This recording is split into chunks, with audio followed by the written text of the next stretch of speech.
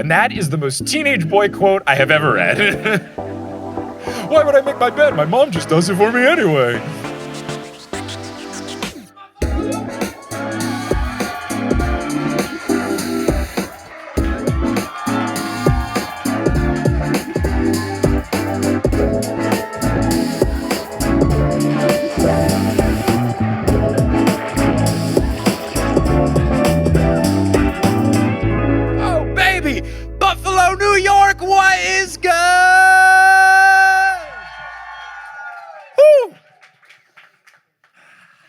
It is a delight to be here in your lovely city, in your lovely state. For the first time doing a live show, give yourselves a round of applause for making it out to the first ever show I've done in Buffalo. I've had myself a day with the full Buffalo experience, flew into the airport, walked past 3 different advertisements featuring Buffalo Bills players as the spokespeople.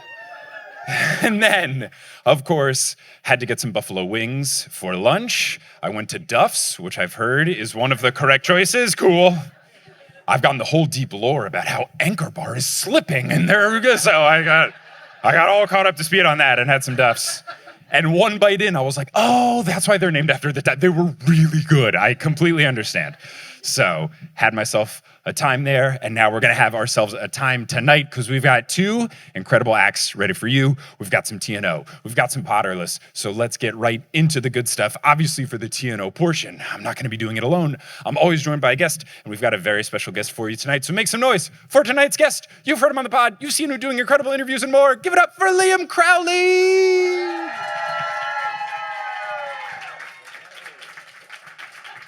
Thank you, thank you, thank you. God, what's up, Buffalo? I love doing that, by the way. I hosted a screening last week, and I got to do, what's up, New York City? And it's cool to address you all as Buffalo, New York. You are all representations of your city. It's awesome. Unless, did anyone travel from not Buffalo for the show? Oh, whoa, whoa! Whoa. Did anyone take the risk and come from Canada? Best of luck getting back. I apologize in advance for anything that may happen.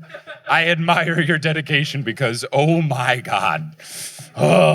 Can you take me back with you in your checked luggage? Anyway, so. I did have to fly with a passport. Yeah? We're in real ID season now. We are in real ID. I do not have a real ID. So I do have a passport if anyone wants to take me across the border. It was fun to see how many people were using the passport today. Yeah, they stopped me before back check. They were like, where's your real ID? I was like, passport. It was annoying. I was going to the TSA pre-check line. They were like, sir, do you have a real ID? I was like, yeah, but I don't want to get it out yet. It was a hassle. But what we're going to be covering today is one of the stories from the Demigod Diaries, specifically Percy Jackson and the Staff of Hermes. Now, this was your first time reading them as well? Yeah, when Mike told me we were going to be doing Demigod Diaries, I immediately thought Demigod Files, and I was like, oh, I have that book. And then I got back to my place, and I was like, I do not have that book.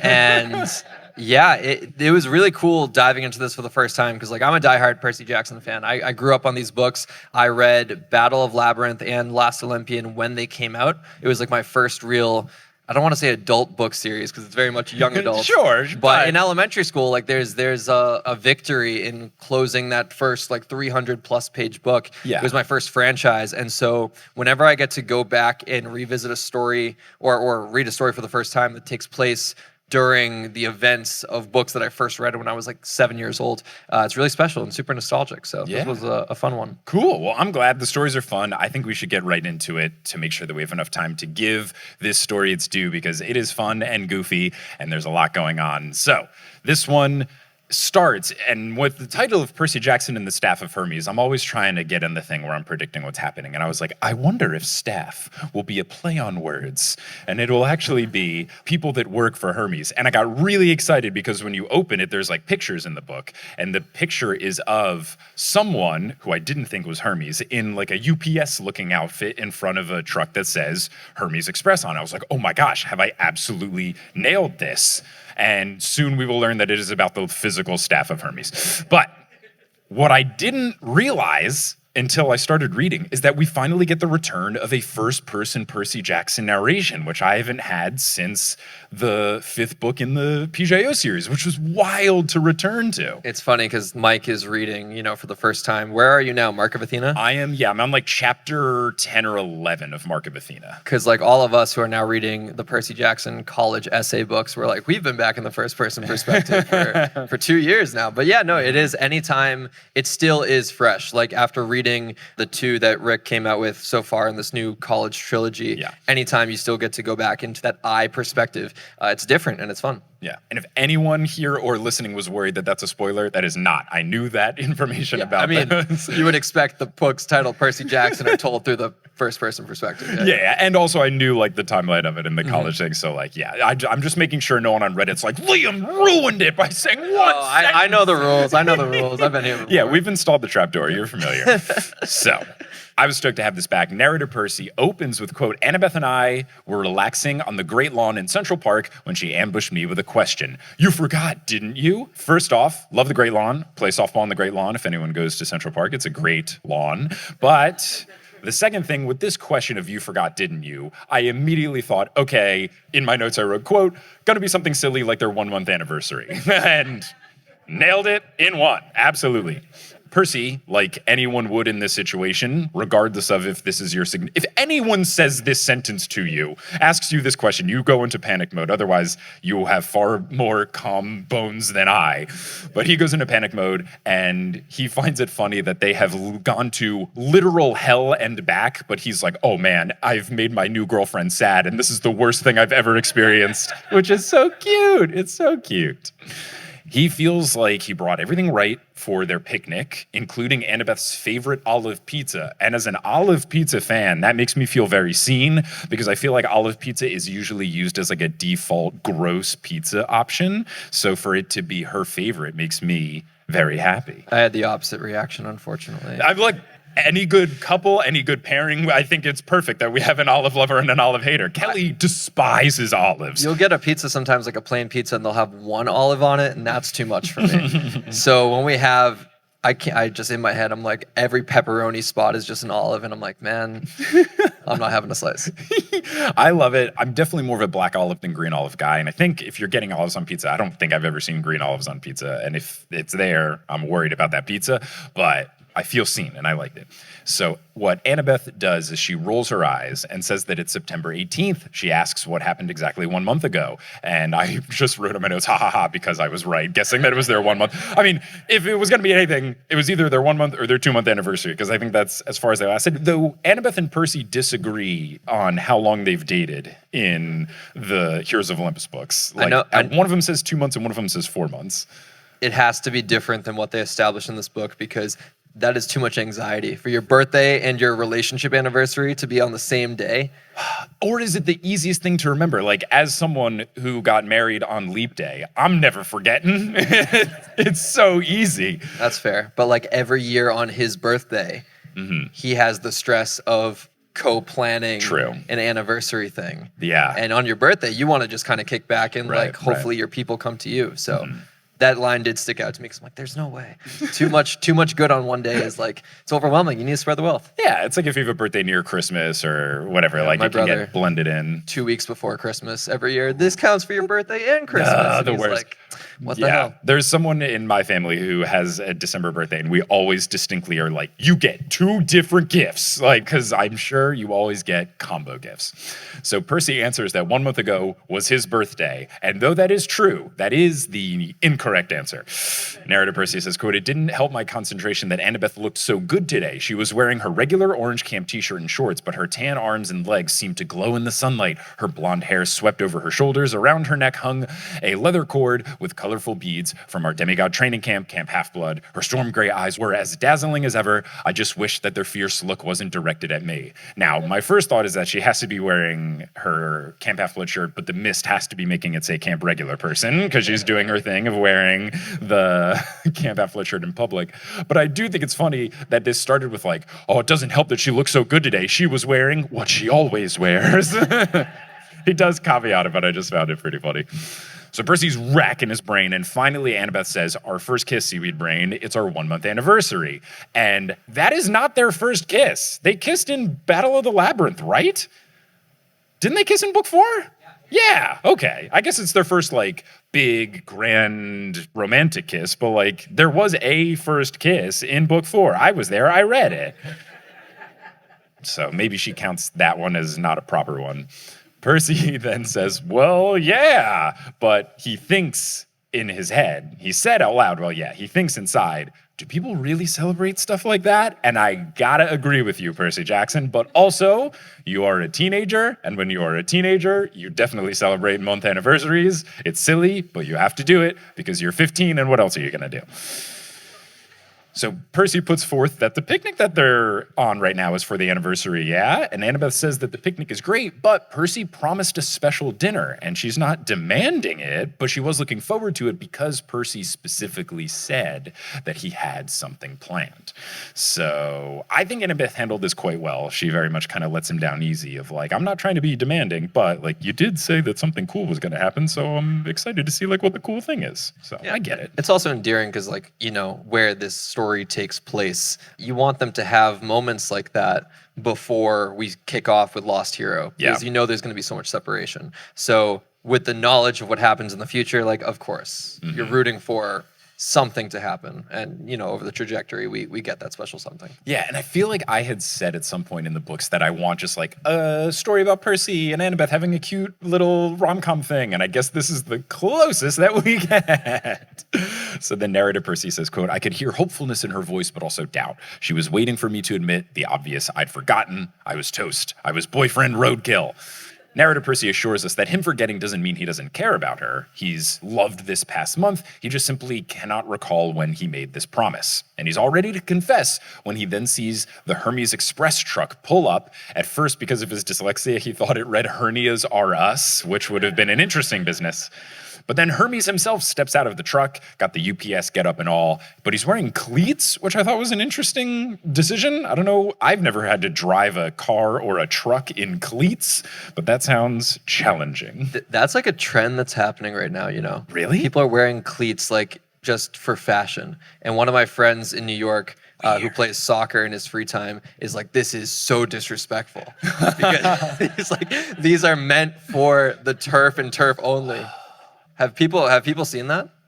No? Okay, so what? Yep. We have one hand. Okay, yeah. We've seen it. Okay, yeah, I saw it on Instagram and he sent it to me and he's like, this is ridiculous. Call them out if you see them. And I'm like, okay, I will. I could see being a problem if it catches on too much because I have seen certain trends, especially in the era of TikTok, with fashion take off so much that it's like impossible to get whatever the thing is.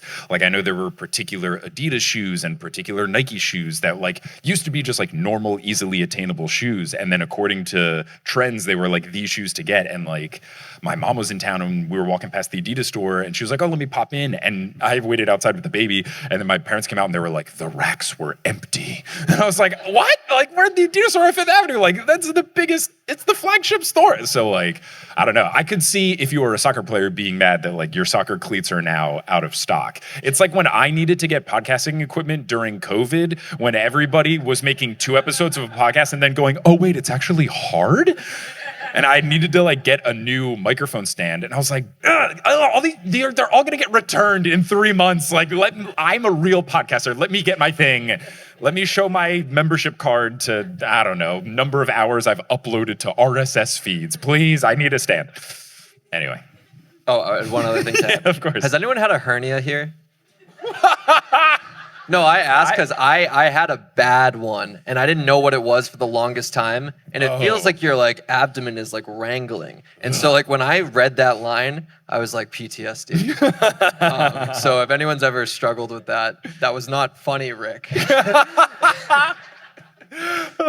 So the whole lead up is great with all of this. Narrator Percy says, quote, he looked like a guy in his mid-30s before he reveals that it's Hermes. He looked like a guy in his mid-30s, but I knew from experience he was actually in his mid-5000s. So Hermes looks upset. He's patting his pockets like he lost something, and then he sees Percy and motions for him to come over. Percy tries to act like he's saddened that they can't do this big dinner plan that he definitely planned and certainly knows what's going on. So then he tells Annabeth, oh, I guess we gotta see what's going on. And I'm wondering if this is all going to end in a dinner and that Annabeth's gonna think that this was all some big ruse and a plan and blah, blah, blah, but we'll just have to see when we get there. So they approach Hermes and he says that he didn't know that Annabeth, but he does call her the girl, which feels rude, would be here as well. So she must, according to him, be silent and swear not to say anything about this. Annabeth asks what's up, but he demands that they promise to stay silent first, and he explains that he fears the wrath of Athena. Percy realizes that something is wrong without Hermes saying anything. Hermes doesn't have his staff, so he asks where it is. Annabeth guesses that he lost it, and Hermes insists that it was stolen. He snaps at her, and Annabeth immediately goes like, okay, well, fine, we don't need to help you. See you later, dude. And then he gets all angry, and the narrator Percy says, quote, I realized I might have to break up a fight between an immortal god and my girlfriend, and I didn't want to be on either side of that. He explains as the narrator that Hermes and Annabeth don't get along because they each blame each other for how Luke turned out. Percy, though, diffuses the situation by convincing Annabeth that we should at least hear him out. He says, why don't you just go back to the picnic? I'll talk with Hermes and see what's up. I'll meet you back over there. And before Annabeth can get super upset and disagree with this plan, Percy just grabs Hermes and goes, yeah, let's have a chat in your office, which is the back of his truck. Narrator Percy says, quote, Hermes and I sat in the back of the delivery truck on a couple of boxes labeled toxic serpents, this end up. Maybe that wasn't the best place to sit, but it was better than some of his other deliveries, which were labeled explosives, do not sit on, and draken eggs, do not store near explosives. So fun, so fun. Percy asks what happened. Hermes says that he just left them alone for a minute, and Percy immediately knows he's talking about George and Martha as them. Hermes explains that he messed up. He was running late on a delivery of doormats to Janus, the god of doorways. And then there's this joke that made me think that either Rick or one of Rick's friends was done wrong by Hollywood. Because there's this joke where he's saying like, oh yeah, Janus is actually working in network TV now because network TV can't tell if they're coming or going. He says that he's in charge of programming and he loves ordering new shows and canceling them after 2 episodes. Quote, God of beginnings and endings after all. This book came out in 2012. Was that a particularly spicy time for network television? I was out of the loop. That's what I just went to check. The fact that, 2012. And it's funny because it's like this problem has only gotten worse with streaming. Like everything will drop at once and they'll take in viewership data and then go like, oh, it was only popular for a week. It's like, yeah, because you dropped all the episodes on one day. Right. And then network TV and streaming are notorious for canceling shows before they give them a chance to breathe. So shout out Disney Plus for renewing Percy Jackson for season 3. Let's go. Before season 2 even aired, it solves a lot of problems in the fact that we can rest easy. We know season 3 is coming, but it also means that like, I think they're probably going to start production at some point this summer and make it an annual release. I don't know like inside scoop stuff, but I think from the reporting that was just like publicly available, it said something to the effect of like, they're going to plan on beginning work. I don't know if that means filming or other stuff, but like they're going to start doing some work on it before season 2 even comes out. That makes sense so they can get the show out quicker. The kids don't age up too much, et cetera, et cetera. I'm wondering if there will eventually be a situation where they film like 2 seasons at once, especially like when all the kids are over 18. Maybe they don't have to worry about the like max hours stuff and they can like really Back to the Future 2 and 3 it and like get it all done. But who's to say? I'll give a slight tease. Time of recording, I might have an answer for you all next week. So stay tuned. Hermes mentions that he was stressed because he was double parked, and Percy asks him, you have to worry about being double parked? And he goes, will you let me tell the story? He left his caduceus on the dashboard and he ran inside with the box, but then he realized that he needed Janus to sign for the delivery, so he ran back to the truck and then, George and Martha were gone.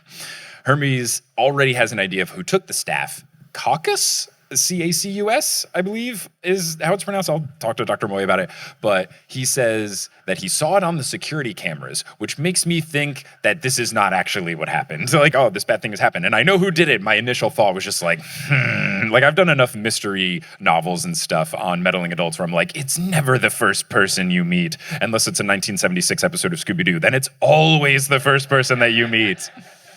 My only pushback on that is I also thought the same thing, and then I was like, well, this is a short story.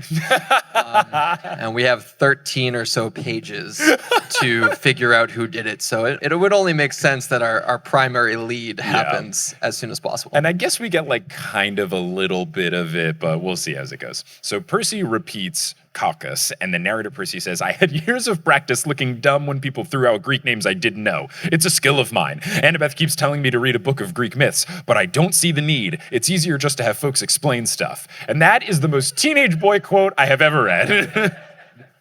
Why would I make my bed? My mom just does it for me anyway. Percy reveals that he does not know who this is. Hermes explains that he's a giant, but a small giant, not one of the big ones. Of course, Percy thinks that the phrase small giant is nonsensical, but Hermes, fully serious, goes, yes, maybe 10 foot tall. And Percy goes, tiny then. Hermes says that Caucus is a known thief. His past crimes include stealing Apollo's cattle. And Percy goes, didn't you do that? And Hermes goes, well, yeah, but I did it first and with more style. He says that regardless, this guy's known for stealing from the gods, and he does it quite often. He's living somewhere underneath Manhattan now, probably underground here in the city. Percy says, quote, now you're going to explain to me why you, a super powerful god, can't just go get your staff back yourself, and why you need me, a 16-year-old kid, to do it for you. And it makes me think of a recent, I don't know if it was a tweet or a Blue Sky post or something on social media, but I saw a post where it was something where it was just like, fantasy novel, the most daunting task that must save our society is upon us. Send in the 13-year-old. Hermes explains to Percy that the gods can't rip up mortal cities for every single minor issue that comes about. Otherwise, New York City would be wrecked every single time Aphrodite loses her hairbrush, because apparently that happens a lot. And as someone who has a hairbrush that I misplace often, I totally get it. But I've still never lost it. Yay! I wonder what Greek mythological event or what object got misplaced on April 20th in Washington Square Park, because there must have been something. What happened on April 20th? I mean, it was a PG podcast, but it was 420 in Washington Square Park, and it was destroyed. It was disgusting. I work around that area, I came back to work that Monday, and I was like, "What happened here?" Misplaced hairbrush, clearly. Yeah, definitely not a park-wide case of the munchies. Percy says that it would be embarrassing for Hermes, wouldn't it? That's why I'm doing this. And Hermes admits that it would be, especially since he's the god of thieves, so if someone stole from him, it's just a bad luck. Percy recaps, all right, so you want me to find the staff quietly? And Hermes goes, yes, but also quickly. He needs it before 5 so that he can finish his deliveries. Percy tells us that it's already won about, according to his guessing, I guess by the position of the sun in the sky. So he thinks that this is a tight deadline. He asks where Caucus is, and Hermes says he doesn't know, but he does add a warning that Caucus breathes fire, and Percy basically goes, typical. What a refreshing deadline, too, because I'm so used to, by sunset on the summer solstice. It's like, yeah, by 5 Eastern, please. Can you get this to me by end of day? Yeah. Hermes goes, and do be mindful of the caduceus. The tip can turn people to stone. I had to do that once with this horrible tattletale named Bacchus, but I'm sure you'll be careful, and of course you'll keep this our little secret. And Percy agrees to do this mainly because he thinks that that is a thinly veiled threat that he will turn him into a statue if he doesn't do it. Percy offers that he will do this, but how about a little bit of a trade? And I was like, of course, he's going to fix his big goof. And he only mentions, you're the god of travel, right? And then as the narrator goes, I told him my plan, which because this is so fun, I'll give Rick the pass here. Especially like you're saying, knowing it's a short story, we're going to get the reveal at the end. It's not like in a Percy Jackson book where he'll do it and then we don't learn whatever happened until 5 or 10 chapters later. The fact that I'm just going to read 10-ish more pages and get the reveal made me be like, all right, Gandalf, you keep your secret. And it comes at a perfect, if this was an episode of network TV, this is our cut to commercial. Of course, the music is swelling up, and then it's boom. Yeah, and the book even does it. I don't know what the phrase is for these little horizontal line images that do page breaks, but they do those at key kind of, if this was a film thing, it would fade to black or transition, and there's definitely one of those after this, so I thought that was a good use of it. Now, Percy's happy to be back at the picnic table with Annabeth, but she looks like she wants to slap him, but she does not slap him. Percy explains what's going on. She thinks this all could be some sort of elaborate joke that ends in an anniversary surprise party, and Percy goes, no, it's not. But he promises that afterwards they'll celebrate. And Annabeth says, "You're cute and you're sweet, Percy, but please, no more promises. Let's just find the giant." So they pack up the picnic, including Annabeth's shield, which she has sized down to the size of a plate, and they've been using it as a plate. And I didn't realize that this was the shield because soon they like brush it off and then use it, and it's the shield from before, which like reflects and you can look in it to see what else is going on outside. I didn't realize that this shield also had collapsing powers. I don't know if it happened and I just forgot because I've read each book once, but for a second I was like, what's this new shield? And then it's actually the old shield.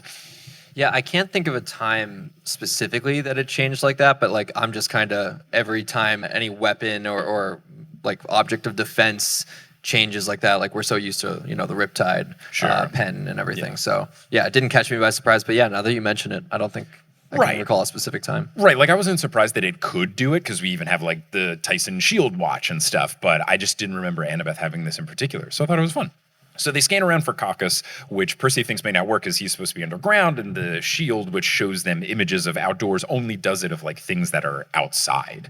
But Annabeth talks to the shield and says, "I want to see Caucus," and then she laughs because the shield shows her Secaucus, New Jersey. Pretty good bit.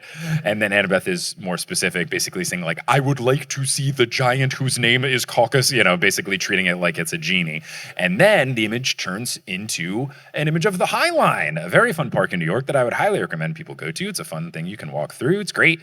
Percy, like a true non-New Yorker that he is because Uncle Rick is not a New Yorker, says, "That's the Highline Park in the meatpacking district," which you just call it the Highline. Like, I've never heard anyone refer to it as the Highline Park. But, you know, just a funny, it's like when he says, you know, West whatever street. It's like, you don't ever do that unless it's one of the few confusing parts of Manhattan. Annabeth doesn't see where the giant is, but then she's able to zoom in using the shield, and they see a square hole in the street squared off with yellow police tape, and there's steam pouring out of it. Percy wonders why the police would do this. Annabeth says, "Oh, it was in the news." And Percy goes, "I don't watch the news." She says that construction workers got hurt digging a new tunnel when a fire broke out. Percy thinks, fire, probably this dude, and Annabeth thinks it makes sense because the mortals wouldn't understand what's going on with the giant, so yeah, it could totally be this guy. Annabeth laments that this is the first good weather in a while, and now we have to go underground. Percy calls her awesome for going along with this. She says that she knows, and that he better have something good planned for dinner. So the cab drops them off at West 15th Street in the meatpacking district, and they go and get to the hole, which is as big as a garage door. It's got pipe scaffolding. There's a ladder that goes down. Percy asks Annabeth if she has a plan, and Annabeth says, "Climb down, find the giant, get the staff." And Percy goes, "Wow, both wise and strategic." She goes, "Shut up." They just sneak past the cops, which I find incredibly believable and amazing. They descend and descend and descend. I mean, they were probably playing Candy Crush. Come on. So they descend and descend and descend down the ladder, and it just keeps going and going and going. They finally get to the bottom, and they're in this shadow puddle of muck, and there's this huge cavern. There's pipes and sewer lines and all this brickwork. Percy says that it looks like a cross between a construction zone and a flea market.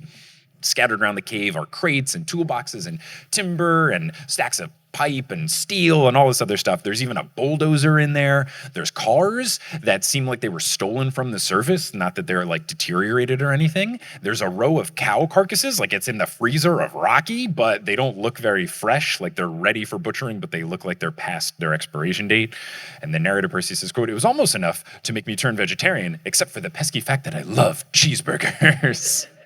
There's no sign of the giant. Annabeth points down the far end of the cave, thinking they could check that out. Maybe he's there.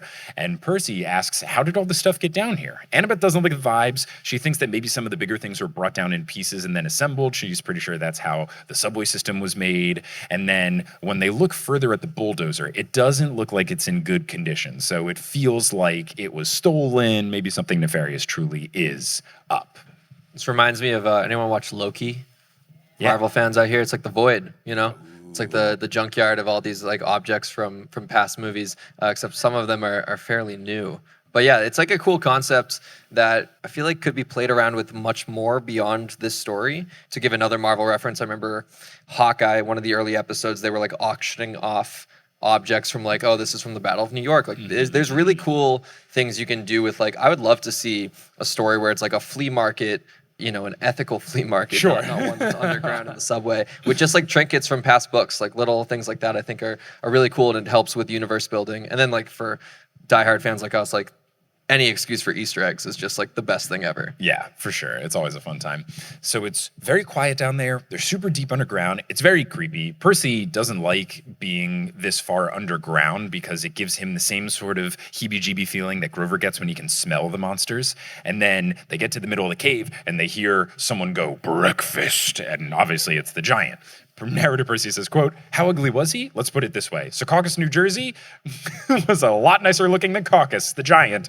And that's not a compliment to anybody. And as someone who's even from New Jersey, yeah, it's pretty good. That's pretty accurate. He's got curly orange hair, pale skin, orange freckles. He's wearing a red velour housecoat and slippers with silky Valentine boxer shorts. And he's got this luscious chest hair of red, pink, and orange. What a vibe of a monster. Annabeth whispers a joke to Percy about him being a ginger giant, but the giant can hear them and demands that they show themselves. So they do. Percy wields Riptide. Annabeth gets her shield ready, and he is excited to eat them for breakfast. Annabeth says they are not breakfast, and he says, I imagine you'd taste wonderful with tortillas, salsa, and eggs. Huevos semidios. Just thinking about it makes me hungry. He grabs a carcass, chars it, and then eats it because they are insistent that they will not be breakfast, so clearly he has to resort to breakfast B. Hey, it's Mike from the future here, just jumping in really quickly to say that when I was going over Sherry's edit of this episode, I Googled Huevos Semidios to make sure that I had pronounced it properly, and when I Googled it, the internet was like, that's nothing. So I Googled just Semidios, and the internet told me that that means demigod, so he was saying demigod eggs, and when I was on stage, I thought, oh, I wonder if this is a thing, but then another part of my brain was like, it's probably just some egg dish you haven't heard of, like Huevos Rancheros, but this is just a different version of that. No, it was a joke. I'm so sorry that we didn't talk about this on stage because that is hilarious and a very Texan joke for Rick Riordan to make. Shout out to Rick. Shout out to this joke. Anyway, let's get back into this episode. He says that if they're not breakfast, they must be customers. He asks what he can do for them. Percy steps forward. He tries to keep the focus on him, not on Annabeth. He even admits, like, this might be kind of old-fashioned, but I wanted to protect my girlfriend. Percy asks, yeah, sure, what are you selling? And this guy says, everything. Annabeth can tell that all the stuff that he's offering is knockoff stuff from street merchants in New York. And he says that he steals only the best knockoff stuff. He credits his dad being Hephaestus for aiding him in being able to pick out what the best knockoffs are. And Percy thinks, shouldn't you be making things instead of stealing them if you're a son of Hephaestus? And Caucus says, but it's so much easier to steal. I started with cattle. That's why I started in the meatpacking district. But then I learned they have more than just meat, and now here we are. Percy says that they are looking for something special and magic, and eventually gets to the caduceus. And the giant thinks, like he immediately susses out that they've been sent by Hermes. He asks if they are children of Hermes. Annabeth, of course, is very offended at this. Percy says he's a son of Poseidon, and Annabeth is a daughter of Athena. He introduces themselves and who they are and gets a little bit into their history, basically saying, maybe you've heard of us. And as narrator Percy, he's like, I thought this could maybe intimidate him, but they fail the intimidation check. Because Caucus laughs and says the only demigod that ever bested him was Hercules. And Percy looks at Annabeth and goes, always Hercules. What is it with Hercules? It's also fun when I think this is the first time I can recall them being mistaken for children of Hermes, but it flashes me back to the very beginning of like Lightning Thief, because Percy was in the Hermes cabin, which is like, he was never thought to be a child of Hermes, but still, like, that's where you go when you haven't been claimed yet. And little moments like that, it's like when you bring it all full circle, it's like any references to Luke. Like, Luke is one of my favorite characters, and whenever they just like name drop him, it's like, oh yeah, all the journey we went on before this. It's fond memories. Yeah, then if you didn't read the first story, it's the Diary of Luke Castellan. Oh boy, okay. It's him telling the story of like meeting Annabeth and him and Thalia. It's a really fun one, and it's like super long. It's good. And the episode that people listening to the podcast after have already listened to, but you folks here, you're gonna love it. It's a good episode. You might be able to guess who I got on for the Luke episode. There's two people they just go donuts for him. Anyway. So Caucus goes on about how everyone in Italy once feared him because he would take their cows, and there was all like, oh, Caucus is going to steal your cows. He's trying to hype himself up, saying that he's so great, and they can just give up on the caduceus because he has big, grandiose plans for it. He raises his hands and the staff appears in his grip, and Martha and George talk to Percy. They're, of course, happy to see him, and George, of course, is hungry and wants some food. There's a lot of empty threats in Percy Jackson books. Whenever monsters are like, I'm going to eat you, I'm like, no, you're not, because never once has a demigod been eaten in these books. And also, like, you're like the god of, you've read Son of Neptune? Yes. It's like the god of the north wind being like, I'm going to take over Olympus. No, you're not.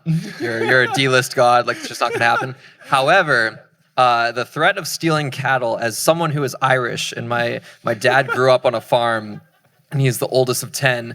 I remember there was one time when I was 13 visiting family, and we had this like quad that went around my grandfather's fields, and he had like hundreds of acres of fields, and I left a gate open, and his herd of cattle migrated from a field that they were supposed to be in to many different fields. It wasn't like they all just went in one location. They all scattered around.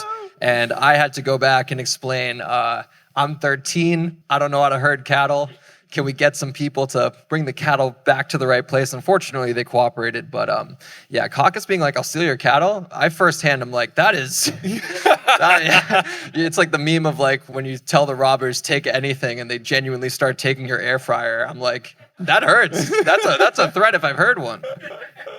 Oh, not my cast iron skillet. I use that for everything. So the snakes are happy to see Percy, and Martha wants George to focus on the task at hand, not the food that he wants. Caucus is stunned that Percy can speak to the snakes. He wants him to tell them to cooperate with his orders. Martha is furious. Annabeth says they will never obey him, so he should just give back the staff. He says he's going to find a way to make them obey him. Percy hopes not, as George once told him that laser mode is a function of the staff, so he would love for Caucus to not figure out how to use laser mode. The giant shakes it around, can't get it to work, but he then hits the carcasses in frustration and they turn to stone. He finds that very interesting. Annabeth is worried. Caucus vows to master the staff and make knockoffs of everything and sell it all over the place. Quote, I had my doubts, but now I'm convinced. Stealing the staff was an excellent idea. Now let's see how I can kill you with it. And shout out Rick for using Chekov's gun here. Yeah. Laser mode. It's like, Laser. oh, you set that up. Yeah, I couldn't remember if that was like actually mentioned way back or if this was like a new flavor thing that Percy did, but like was laser mode something from like one of the first 5 books? I can't recall. Okay. But it was at least mentioned here. Right, and then okay. I thought there was the Chekhov's like here. Yeah. Within the same chapter. I mean, it's typical. Like it reminds me of like the Lotus Casino chapter when they establish a lot of the rules, or actually they did that more in the series where they establish the rules at the beginning and then show how they come into fruition. Here, it's like, yeah, there's laser mode and they'll probably use it at some point. Right. Yeah, I couldn't, when I was first reading this, I was basically in the point of like laser mode either was something George said before and I completely forgot, or like, is this the new iteration of Chekhov's laser mode? We'll have to see by the end of the story if we get laser mode. Annabeth is intrigued that taking the staff was not his idea, but Caucus just says, kill them! And instead, the staff just spits out coupons, so he gets really angry, breathing out fire at the snakes. They don't like the fire because they're cold-blooded. Percy tries to distract him from harming George and Martha, so he yells, hey, answer who told you to steal it. He does not give up the information. Percy asks Annabeth if it's time to fight, and she says, quote, smartest thing you've said all morning. And the narrator Percy gets into how them fighting without a plan isn't actually really foolish. They've done it so many times together that it comes naturally, so they have to dodge the fire. There's some stuff that catches fire, and Annabeth uses it as a distraction to strike. Percy gets a slash in. Martha and George are calling out to Percy and Annabeth how to avoid the things that Caucus is doing, which I think is really cool. Annabeth hits him with her shield. She tries to do it again, but Caucus grabs it and tosses it. The staff at one point becomes a phone, and it plays the Macarena. George says that they danced at this at their wedding, which I think is cute, and I need that whole story of their wedding. But then Caucus yells at the staff in anger, and George lets us know that he's kind of feeling motivated to obey. So it's a little bit worrisome of like, oh no, maybe he will just through brute force be able to control them. Annabeth says that they need a new plan. Percy thinks, as the narrator, that she sounds like she's underwater because his ears are ringing from the fight. She sounds kind of muffled. But then he goes, underwater, right, my dad's Poseidon. And then he channels water to come out of the pipes from above, Chekov's pipes. And then narrator Percy says, note to self, when causing the sewer system of Manhattan to explode, do not stand underneath it. There's this huge waterfall of gross water. Percy grabs Annabeth and then tries out a new move that he's never done before. I love that Percy does this a lot, where he's like, it was a very high-stress situation where I might die. I tried this cool new thing that I've never done. So he does something where he basically grabs her and tries to go upstream like he's a salmon, and he says it's like running up a water slide, but he is able to get it to work. As it's going, narrator Percy says, quote, far below I heard heard Caucus bellowing as millions, maybe even thousands of filthy gallons of water slammed into him. Meanwhile, Annabeth alternately shouted, gagged, hit me, called me endearing pet names like idiot, stupid, dirty, moron, and topped it all off with kill you. Hey, Mike from the future here again, just to say that I also checked on this when I was going over Sherry's edit, because millions, maybe even thousands, I thought, wow, Mike, way to completely misread this quote. And then I pulled up my very legal PDF pins, which you can get on the TNO merch store. I looked it up, my very legal PDF of the Demigod Diaries, and it says millions, maybe even thousands. I don't know if that's a typo from Rick. I don't know if that is a weird, like, turn of phrase, but, like, instinctually, thousands, maybe even millions makes way more sense. To go millions, maybe even thousands, I've never heard that before. I don't know if this is some sort of expression or a joke that is going completely over my head, but I also double checked this, and it's at least what my very legal PDF says. Anyway, back to the podcast. So they shoot out onto the surface. Pedestrians are freaking out. The cops are confused. They have to take their eyes off their game of Candy Crush. The cars that are driving by rear end each other because they're rubbernecking. And then narrator Percy, after they have landed, says, quote, I willed myself dry. A handy trick. I love this power. Anytime it gets used, I'm so stoked. But I still smelled pretty bad. Annabeth had old cotton balls stuck in her hair and a wet candy wrapper plastered to her face. And then she goes, that was horrible. And then Percy goes, on the bright side, we're alive. And she goes, without the caduceus. And then narrator Percy goes, I grimaced. Yeah, minor detail. Percy's hopeful that the giant could have just dissolved, and maybe now we can just go back down underground and get it afterwards. So the water recedes, but then you hear the drowning, it going through the tunnel, sounds like a giant toilet, and then he hears George and Martha also complaining, George saying it was bad for him, and even for him, someone who eats rats. And then Martha says, incoming, oh no, I think the giant is figured out. And then we get, quote, an explosion shook the street. A beam of blue light shot out of the tunnel, carving a trench up the side of a glass office building, melting windows and vaporizing concrete. The giant climbed from the pit, his velour housecoat steaming and his face spattered with slime. So yes, here we are with Chekov's laser mode. And this is ironic too, because this is all happening very close to where Disney HQ is in New York. Oh, I didn't know they were in and I mean, this is, well, it was Disney Hyperion back then. This is before the Fox deal happened, where the IP is under control from a theatrical and televised standpoint. But yeah, this is actually the first time I read anything Percy Jackson related since I moved to New York. And looking at it through that lens and hearing like 15th Street, I'm like, oh, Bob Iger's not going to be happy about this one. But yeah, I mean, I wonder if it was an intentional Rick thing, like doing the New York stuff. Might as well put it nearby. No, because the Disney office that I'm referencing opened like a couple months ago. Oh, okay. I didn't know if it was. Gotcha. So Annabeth says that we got to get running, and she suggests that they run on the Highline, says that if they can get him off street level, could stop some of the damage from laser mode.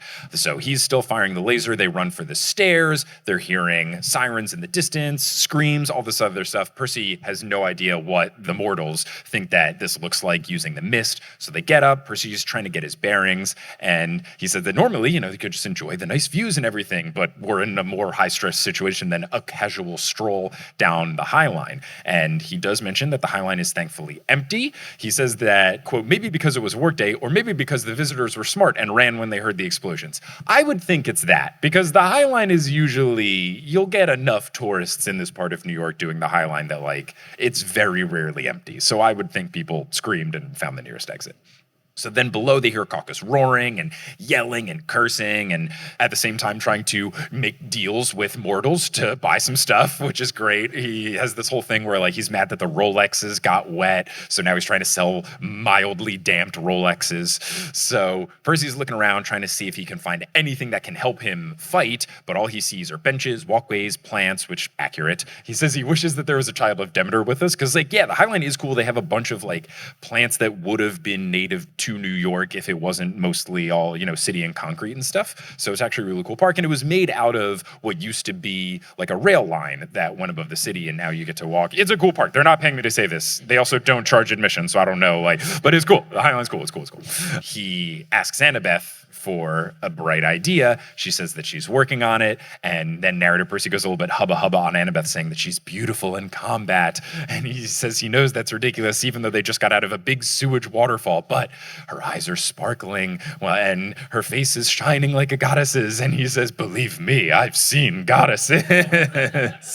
He even, as the narrator, has to say, like, he goes on, quote, the way her camp half-blood beads rested against her throat. Okay, sorry, got a little distracted. Like, it's really fun. It's so fun to have the first-person narration back, just because it's been, for me, like months and months since I've read it. So it's really fun. And I know this was the first-person Percy narration story that Rick had written. That was a tongue twister since the last Olympian. So I'm sure for Rick, it was just like such a fun return to form for him, just like getting back into the swing of things. Because even though you have Percy narration in the third person in The Son of Neptune, it's not the same. Like, it's just the extra level with the first person is so fun. Yeah, and momentum is like everything. So it's like when you take a break, he obviously never took a break from storytelling. Like, I believe there's been a new installment in the Percy Jackson world every year since like '05, I think, or even before then.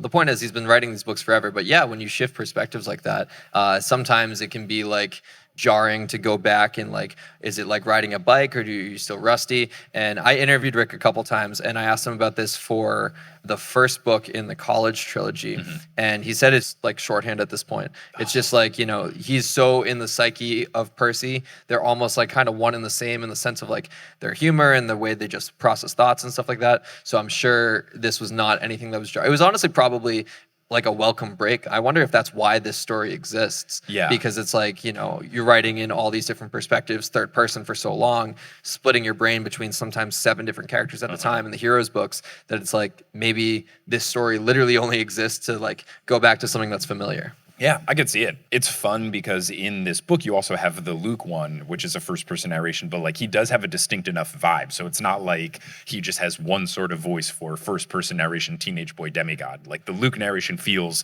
very different than the Percy one. So credit to Rick, he knows what he's doing. That's probably why he's written so many books and it's so good. But Annabeth has the idea. She sees, as I mentioned, the fact that this used to be a rail line. She's pointing out like the railroad tracks, but what she's specifically pointing out is that there's a big metal claw down hanging from a crane's arm. Percy thinks to bring up some garden supplies and stuff on the Highline. Then Percy thinks, this is going to be too dangerous. But Annabeth says, quote, Percy, you know I rock at grabber arm games. And I love the expansion of the Annabeth lore that she's good at claw games. But Percy says, quote, that was true. I'd taken her to the arcade at Coney Island and we'd come back with a sack full of stuffed animals. But this crane was massive.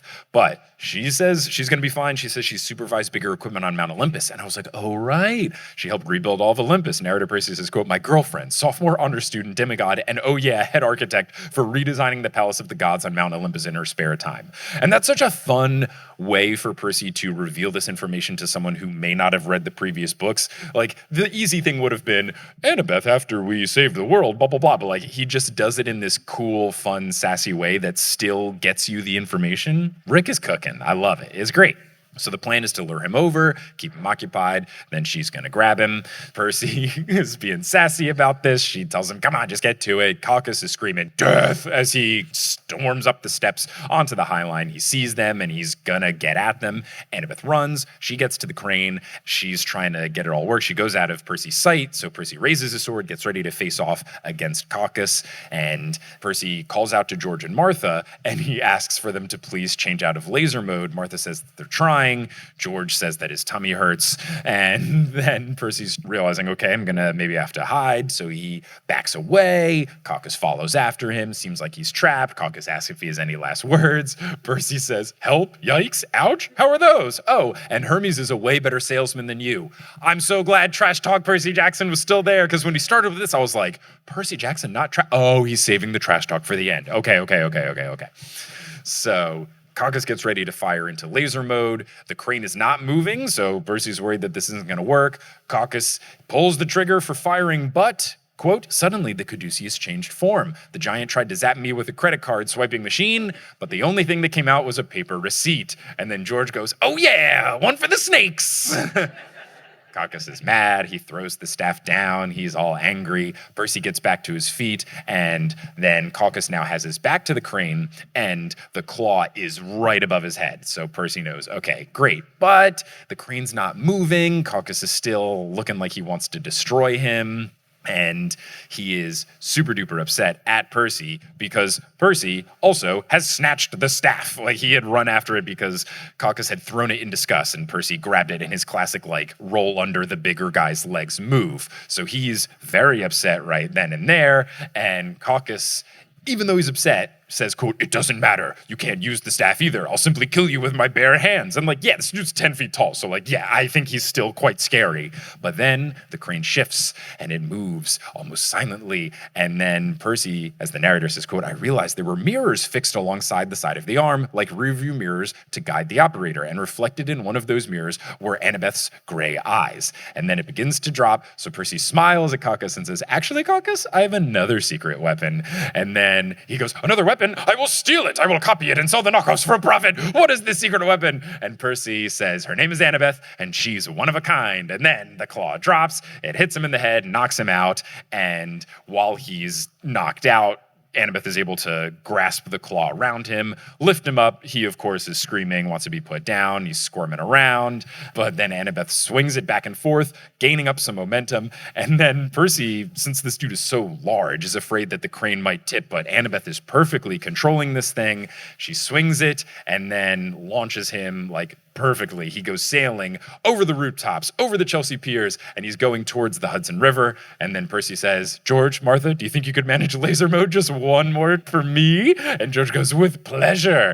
And then it turns into laser mode. He yells pull, and then it shoots out the beam of light, and Caucus just disintegrates into the dust like he's headed back to Tartarus. George, of course, asks, can he have a rat now? And Martha says that she agrees. A rat would be lovely. Is this the first time that Martha has been on board with George wanting a rat? I feel like this could be the first time she has not admonished him for talking about being hungry instead of focusing on what's actually at stake. I feel like we might have spent, I don't know if this is the longest we've spent with George and Martha in like one sitting, or at least one like chapter effectively, but this is the most I've felt like their dynamic is very, very Cosmo and Wanda, Fairly Oddparents. Yes, oh, like 100%. The entire time like George was talking, I could just hear that voice inside my head the whole time. Yeah. And you can't give the Percy Jackson movies too much credit, but the casting of it in the second movie was fantastic because it was Craig T. Robinson and then I forget who was Martha. Craig T. Robinson was George? Yes.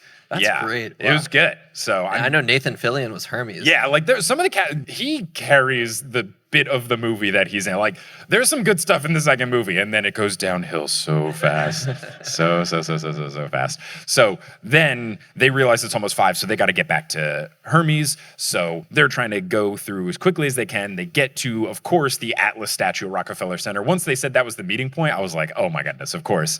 Percy, of course, as the narrator, has to say, that doesn't look anything like Atlas, but that's another story. Yes, the Titan's curse.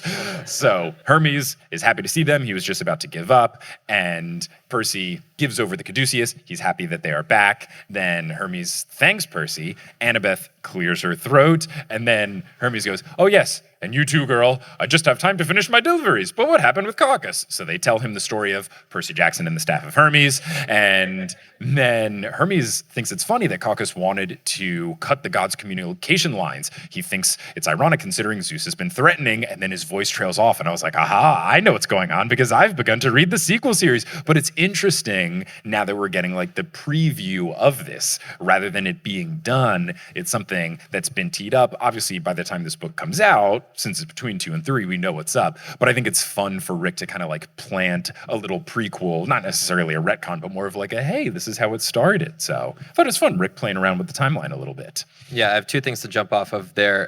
The Atlas statue is awesome. If anyone's ever been to New York City, like it's just like a gorgeous piece of architecture. And I always pass it whenever I'm in that area of New York. It also got me thinking of, I remember when House of the Dragon season 2 came out, and for whatever reason, like New York City, they transformed a bunch of like the Empire State Building Yeah. got an inflatable dragon wrapped around it, and then some like banners went down. They got to do that for season 5 of Percy Jackson. Like, But you season, got to. yeah, absolutely for season 5, but like season 3, I hope they do something like he's mentioning the fact that like the Atlas statue looks nothing like Atlas. I wonder if they Yeah. could do something like obviously they can't change the statue, but like put some sort of garb on it or Right. I don't know. There are some really cool things they could do with New York architecture that has any type of relation to these books. And then the other thing I was gonna say, I'm blanking on it, but it was whatever point you left off on. Atlas statue, laser mode, Zeus threatening, the timeline playing around. Oh yeah, the with. time. I love how it's always like trouble is brewing and you can sense that something bad is coming. Like there's never an immediate like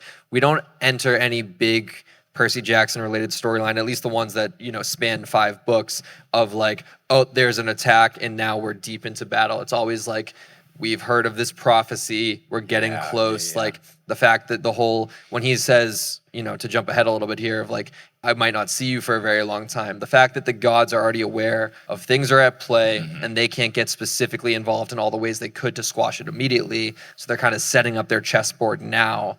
I love how seeing stories like this take place or be written in between the big stories because it shows that like Rick's roadmap, like whatever like FBI board of like all the connections the and everything, strings and- like it's very clear that this was all very well laid out in advance. That's why the show has been so good because that's what translates to being like a really good producer is being able to know points X, Y, Z well before you even get to points ABC. Yeah, for sure. No, I think it's working out well.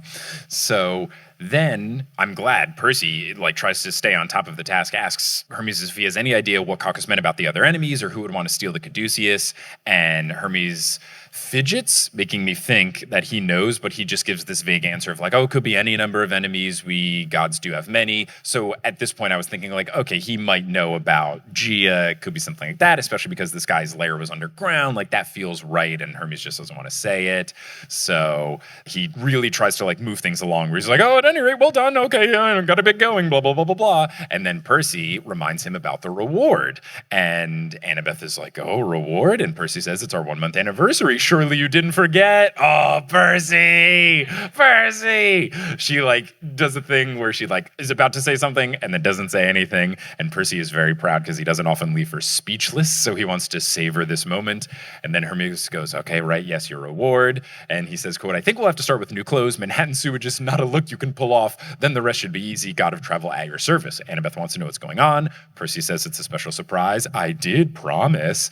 And then Hermes says, say goodbye, George and Martha. Goodbye, George and Martha, said George. Fantastic. Martha's asleep. And then Hermes says to Percy, as you referenced, I may not see you for a while, but ... Well, enjoy tonight. Cool, thanks, Hermes. Great. That's awesome. I mean, narrator Percy even notes, like, this sounds mad ominous. Okay, but all right, snaps his fingers and does a step in this too late. So then we get one of those line break things, and narrator Percy says, our table is ready. The maitre d' seated us on a rooftop terrace with a view of the lights of Paris and the boats on the River Seine. The Eiffel Tower glowed in the distance. I would not have guessed Paris. I would have thought they would have gone some other, like, New York-based, like, really fancy thing, but when it was Paris, I was like, especially because I used to live there, so I get to do another Leonardo DiCaprio pointing at the meme.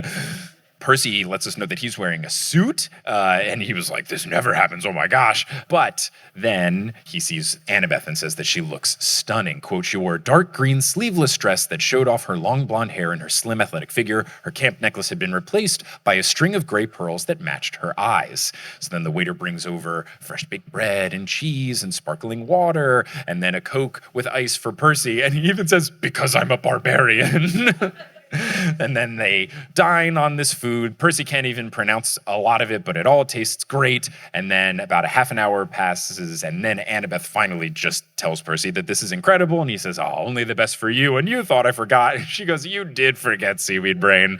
But she smiles in a way that Percy knows she's not actually mad at him. And she says, nice save, though. I'm impressed. And Percy says, I have my moments. And she says, you certainly do. It's so cute. I love it. And because I'm a little bit into Mark and Athena, I am getting some of their cute coupley moments, but it's just so nice to see them do this little witty banter, because like we never really got it in the first 5 books. So all in all, I kind of did get my cute little rom-com adventure. It's nice. They're so fun together. It is nice. And it's also, we know what's coming, and it's the classic, like, it happens in the real world too. And like, big life events are happening in the like a month or 2 months down the line. It's like, well, you can just enjoy the present, like enjoy this night. I will say though, he has set an impossible standard to live up to. Like 1 month anniversary, Eiffel Tower view dinner in Paris. Yeah. Like, good God, I don't know what you do for the year. Like, you have to recreate Rome itself or something. The good thing is she knows that he didn't actually plan this, so she wouldn't actually have the expectations. If she's, for some reason, and she's too smart to think this, but if she for some reason thought that he had actually been cooking this up the whole time, then you're right. You are so screwed, my guy. So this works out. So then, because nothing can be fun and sacred for too long, it's a Percy Jackson story, Annabeth grabs his hands and gets all serious and asks, okay, why do we think Hermes was so nervous? She thinks something bad is going on Olympus, and he, as the narrator says, like, yeah, he's thinking, he doesn't know, he's thinking, I may not see you for a while, it feels super weird, and he says, let's just enjoy tonight. Hermes will be teleporting us back at midnight, and Annabeth suggests a walk along the river, and then, kind of like you're saying, she goes, and Percy, feel free to start planning our 2-month anniversary. Percy panics, but he's just glad that he has survived a month as Annabeth's boyfriend, and he must be doing things okay because he didn't screw up things too much, didn't screw up this too much, things are all right. He says he's never been happier, and he likes that Annabeth is already suggesting that they'll do another month at least together, which, like, look, as a 33-year-old man, I can kind of laugh at a 2-month relationship. At a 16-year-old boy, like, that's pretty good. I had multiple girlfriends that lasted 1 month, and like it's a major breaking point. Like, you got to get through the first couple months, so like, that is not something to scoff at for a teenage boy. Either that or my standards are incredibly low based on my dating history. And in New York City, no less. Infamously small, like short-term memory. Yeah, retention span. Yeah, just like, you spend 1 week apart and it's like, oh, that person's gone forever. Look, that happened to me in 7th grade. I was dating a girl. I went on a weekend trip to the Jersey Shore to hang out with my aunt. My cell phone died and I didn't bring my charger, so I didn't text her for like a day and a half, and I came back to a voicemail that was like, Mike, we don't talk enough. I think we should break up. And then my friend Chris was like, hey, you're sad. Let's go see a movie. So a couple days later, we went to see a movie. And then I saw her with some other dude at a movie. And I was like, convenient. Sure, we don't talk enough. Or is it this guy? It was that guy. Seventh grade? 7th grade. Yeah, it was the summer between 7th and 8th grade. 7th grade, that middle school dating drama. That's good Look, grief. It was tough. It was serious. She changed her AIM scream name to Shub's Lover and everything. Like, it was the real deal, folks. But Amy, I still don't know her last name because I never learned it because we only were dating for a month, and I met her through a friend of a friend at a summer thing at a park. But Percy then is happy about this whole situation that, look, we can be together another month, that would be great. And then the story ends with, quote, how about we go for that walk? I pulled out the credit card Hermes had tucked in my pocket, a black metal Olympus Express, and set it on the table. I want to explore Paris with a beautiful girl. And that's the end. It's so sweet. It's so cute. I loved it. Adorable. And that is the end of this story. That is the end of this portion of the episode, if you're listening now. So let's all say goodbye to the podcast people. Goodbye. Hello and welcome to the Demigod Diaries Shubio edition here in the Shubio, here with updates about this particular episode and also things that are in the near future in the TNO universe. So let's get into all those things. First off, with this episode, something that we've already talked about, I had wondered on stage if laser mode is something that had been mentioned before because I didn't understand what Liam was getting at with the Chekov thing. Sherry in the edit let me know that she is pretty sure that laser mode came up before because she recalls editing me talking about laser mode before. And when she said that, that did sound familiar to me. So perhaps laser mode is a real thing that was mentioned before. Also, in regards to this episode, you will soon hear in the Q&A, which is very fun, me talk about a beef on weck sandwich, which I am happy to confirm that I did get for dinner after the show. And it was very good. Now, speaking of this show, we do have a live show coming up in the very near future. So we did book a show in Salt Lake City, Utah. I'm doing a family trip in Utah, And I was able to find a venue to do a live show on Sunday afternoon. That is June 29th. It is at 3 p.m. at Broovies, which is a bar, tavern, movie theater place, but we're renting out one of the cinemas for a show for the newest Olympian. It's going to be really fun. Unfortunately, it is a 21 and over place. This is literally the only venue in Utah that got back to me with availabilities. So I tried, but this is all I could get. And I'm very stoked to do this show. The guest is going to be Kelly. We're going to be covering chapters 18 through 20 of the Mark of Athena. I'm very excited for the show. You can get tickets at thenewsolympian.com/live and come on through. It'll be a blast. That is at 3 p.m. Mountain Time on June 29th, which is coming up soon. It's a Sunday. Hope to see you there. I would also love to see you at some of the other shows that are coming up in the near future. We've got 2 shows in August in Missouri. We've got one in St. Louis on August 14th and one on August 18th in Kansas City. And then I will be in St. Louis, Missouri in the days between for Enchanticon, August 15th through 17th. By the time you're hearing this, I think the schedule drops tomorrow. I think they're coming out with this schedule on Tuesday, but basically Saturday I'm doing a show for Potterless. Sunday, I'm doing a show for the Newest Olympian, and then I'm doing other things spread out throughout the whole weekend. So no matter what day you go, you'll see me there. And I'm pretty sure if you use the promo code SHUBS, you can get 10% off tickets at enchanticon.com. Beyond that, I will be doing a show in Providence on September 13th, and I will be doing a show in Pittsburgh on September 28th. So if you want to get tickets to all those shows, you can go to thenewestolympian.com/live. And if you want to get the replay of the Mark of Athena show, where we covered the first 2 chapters and then a little bit of chapter 3, you can go to the TNO Patreon, thenewsolympian.com/Patreon, and you can get that replay where we covered those. We also did a Fast and Furious Harry Potter thing and a really fun Q&A. It was a blast. Johnny was the guest. It's been delightful. I put a clip of it on social media, might put some up of their preview stuff, but if you cannot wait for our coverage of Mark of Athena, which will be once we finish the Demigod Diaries, you don't have to wait. You can go to the Patreon right now. And speaking of the Patreon, I'm going to give a shout out to the folks who've joined the Patreon most recently. So shout out to our newest God tier patron, Aslian Elif, and shout out to our newest Demigod tier patrons, Jillian Wakeman and Hannah Nice. Thank you so much for your support. May Hestia bless you that if you are ever lighting a grill, it doesn't take you a million years for the little thing to actually catch if you've got one of the propane powered ones. She's the goddess of the hearth. I would hope that she can help you with the grill. If you're all caught up on the Newest Olympian and you're looking for a new podcast to listen to, I've got a relatively new podcast. It's also on the Patreon. It is called The Last and the Curious. I co-hosted it and co-created it with my buddy Eric Hamilton Schneider, who you've heard on the podcast many a times before. And we did a show where I made my way through the Fast and Furious franchise for the very first time, and he made it through for the millionth time. He's obsessed with the movies. I'd never seen them before. We started recording it on a 2023 tour where I was doing a couple shows with him, and we would watch a movie and then immediately get on the microphone and talk about it. And then we continued the project when I went back to New York. It was really fun. You can get all 13 episodes for just $5 at thelastandthecurio.us. Or you can also just go to the TNO Patreon shop. It's right there, but it's $5. It's completely ad-free. It's high quality audio, and you get all of those episodes. We do one for every movie, and then we did like a before we started watching episode, and then a ranking things episode. Super duper fun. That's The Last and the Curious, which you can get at thelastandthecurio.us. Now, unless you're listening on Patreon where you get access to ad-free episodes, you're going to hear words from a few sponsors to make it feasible for me to be a full-time podcaster. Some of those ads will be read by me, and others of them won't be. The ones that aren't read by me are inserted locally. So if you live in Burkina Faso, don't be surprised if you hear an ad in French. But once those ads are complete, we'll get back into this episode of the Newest Olympian.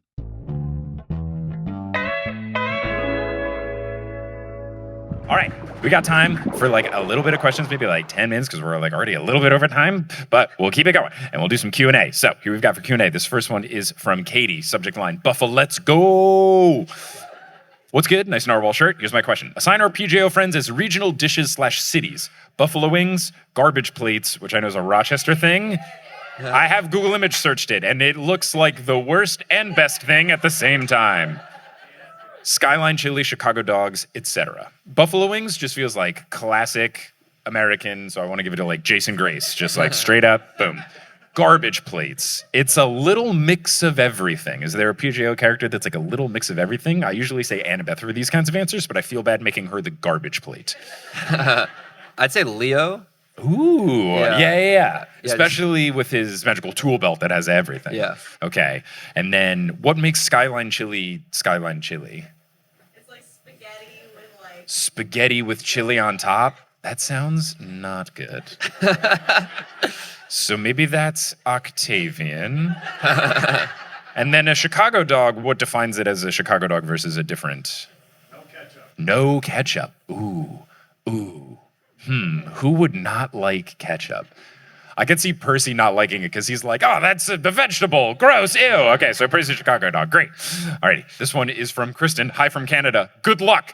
Hi, Shoops. My fiance and I came from Toronto to see the show. First time, having a great time so far. Our question is, what are your top 5 couples between both series and why? Thanks. P.S. Come back to Toronto soon. I probably will. I would say next year I'll probably do a show there.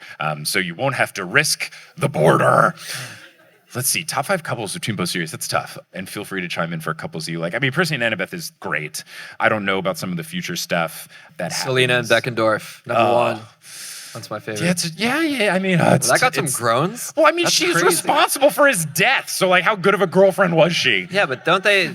Actually, I don't even want to Yeah. allude to It's anything. hard. Yeah, this is actually forget really the hard because timeline of I have so heroes. much ahead. I just love Beckendorf. He's I the love him. greatest I'm a character ever. big Beckendorf dude. Okay, this one, the subject line is gorillas. This is from Ramona. Hi, Mike. Thanks for coming to Buffalo. I drove here from Northwest Pennsylvania in honor of the question, oh God, of making the rounds online, 100 men versus 1 gorilla.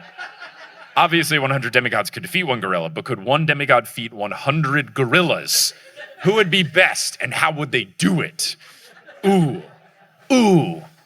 That's tricky. I do feel like it depends on the demigod, but I feel like Percy could hold his own as long as he's near a body of water. But I don't know, who is there anyone you think would be like best suited to take on 100 gorillas? Beckendorf. Yeah? Ooh, just like utilizing traps and stuff? For his raw strength. I don't know. I could see if he's using lots of traps and stuff, he could make it work. Yeah. Like, funnily enough, if Beckendorf uses guerrilla warfare against gorillas, he might actually have a really good chance. Oh my God, wait. Frank? Because he can just turn yeah. into a bigger gorilla. Yeah. Yeah, whatever's higher up on the food chain over gorilla, he will just be that, and he will be fine. Yeah, T-Rex, go for it, Frank. Okay, this one's from Hunter. Hey, Mike, have you heard/tried beef on weck? I've heard of this. I've not tried it. Are you familiar with beef on weck? No, I just love that this is turned Okay, into where's Mike's Hunter? menu. Hunter, what is beef on weck? It is a sandwich, roast beef. Roast beef sandwich on a Kaiser roll that's salted. Caraway seeds? Okay. You get like au jus on the side. Oh, with jus on the side, so like with a French dip kind of thing, and horseradish. Oh my Sounds really gosh, good, to be fair. it sounds Yeah. fantastic. Okay, so it says try it. Oh, that's all it is. Try it. Great, cool, awesome, good. Yes, cool. I've not had dinner yet, so that could be a post-show vibe. I have had buffalo wings, but I guess I haven't had the other thing. Ooh, all right, this one's from Jonathan. Hi, Mike and Liam. If the cast of the Spider-Man franchise were demigods, who would their godly parents be? Hope you enjoyed the Zog books. Oh yeah, okay. Someone just sent them to the P.O. box and I was like, there was no note on it. There's these books from the author and illustrator pair that I love that do Room on the Broom and The Smartest Giant in Town and The Snail and the Whale. Like, they're fantastic. We got this package in the mail that also had these 2 books of Zog, more books by them. Jonathan, where are you?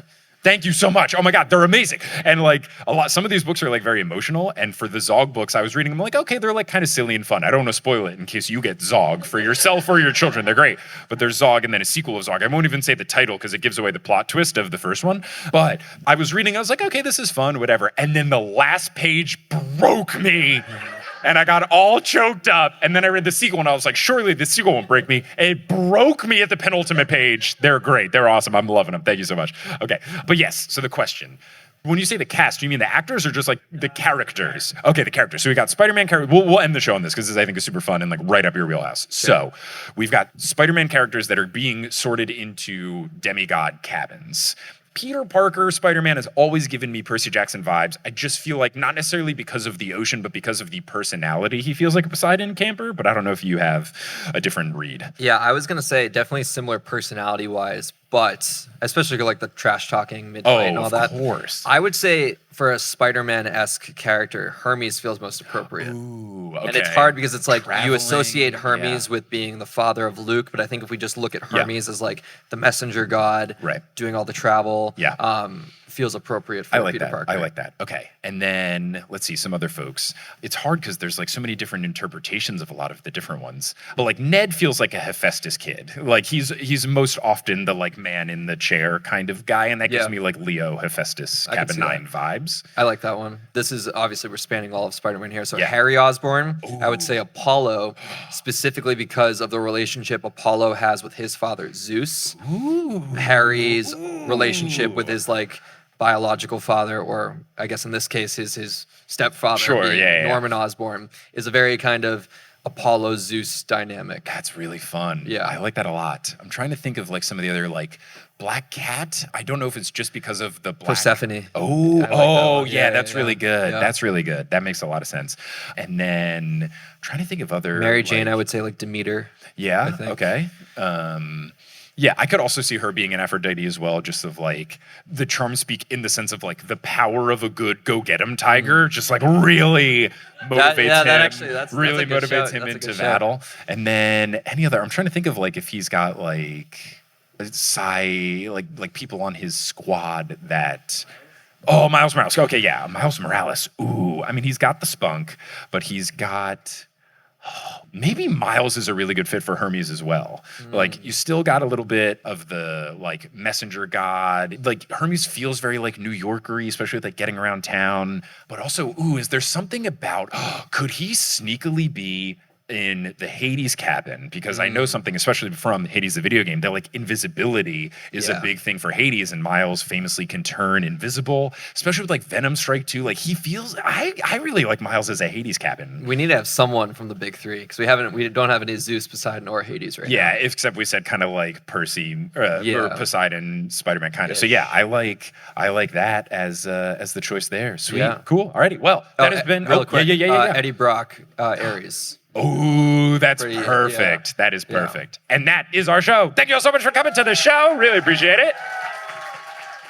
Give it up to Liam for being an incredible guest. Give it up to my buddy Colin, who is letting me crash at his place, making this a smooth process and driving us to and from as well. And give it up to Jack running sound and all the folks here at the Rec Room for making this a super smooth operation. This was fantastic. The guy who's nice enough to sweep up the dollar bills, which is like so far above and beyond. That is so nice. That's so thoughtful. And then, of course, shout out to Kelly for watching the baby at home so that I could travel and make this show possible. This is all so lovely. Really appreciate it. Can I give a cheap plug? Go for it, please. Okay. So I have a show on Screen Rant called Coffee Chats, which is a huge labor of love. We launched it in January, and we're doing episodes like monthly, and I have a new episode dropping on Monday. Anyone watching The Last of Us? Any fans?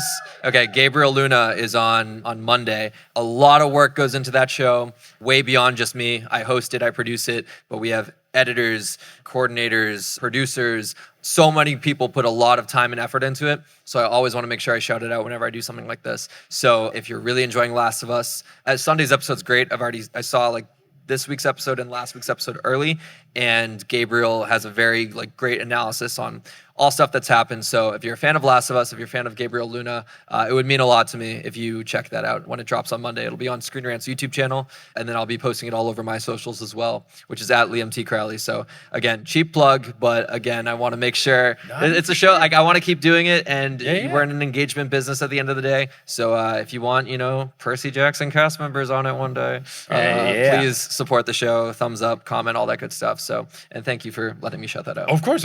But we got to get out of here because there is a curfew to get off the stage until I make my way back here to Buffalo to do another show, because this was lovely, and clearly I have to try that sandwich if I don't get a beef omelet tonight, and all of the other wings so I can give my fully informed opinion. Until then, thanks so much for coming out, everybody!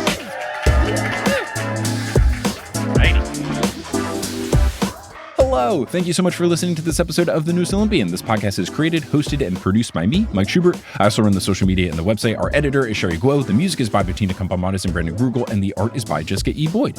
If you really enjoy the show and you just can't get enough, there's a couple of different things that you can do. First, you can go to patreon.com/The Newest Olympian, and you can get access to all sorts of bonus content that I post on a very regular basis. You also can find us and get involved in the community on social media. We've got an Instagram, we've got a Blue Sky, we've got a Twitter, we've got a Facebook, we've got a subreddit, we've got a Discord that's available to all patrons. If you want to support the show, you can get merch at thenewslympian.com/merch. You can see live shows at thenewslympian.com/live, and you can check out the aforementioned Patreon. And speaking of, I want to give a shout out to our highest tier, the Ultra God tier patrons who are helping to produce this show with their financial support. So shout out to Kelsey Gillespie, Vicky Garcia, Frida Vikstrom, Megan Moon, Polly Burge, Nikki Harris, Tatiana Schmidt, Sandra Rose, Josh Sayer, Abby Ryan, Marco Redhouse, Sam Reeby, Mrs. O'Leary, Milo Kim, Sandkopf, Rayla Matthews, Sky Mallory, Persasabeth, Aiden Parziani, Grace, Ginger Spurs Boy, A Cup of Solace, Bradamus Prime, Skylar Sisters, Scott Sheldon, Natanya Page, Ann M. Thayer Cohen, Bella, Percy Jacked Son, Han Haley Hingleheimer Schmidt, Catherine Sloan, Haley Mary, Jim Jam Koopy, Kit Kat Crumbs, Andrea, not Andrea, Jordan Ray, Nico's Black Vespa, and Zayden Wintergate. If you want to support the show in a non-monetary way, just spreading the show via word of mouth is huge. You can tell someone directly who you think would like the show. You could post about it on social media. You could leave a rating and review on whatever podcasting app you're using. All of these things really do help, and I really appreciate anyone who has done it in the past or will do so in the future. But I'm just so thankful that you tuned into this episode, and I hope you tune into our next episode where we'll be joined by our very own Sherry Guo to discuss the third story of the Demigod Diaries, Leo Valdez and the Quest for Buford. But until then, I'll see you later.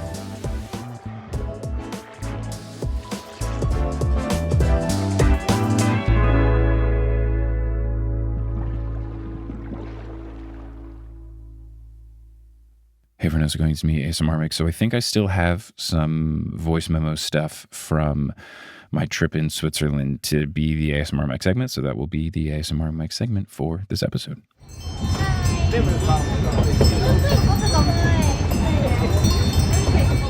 Thank you so much for listening.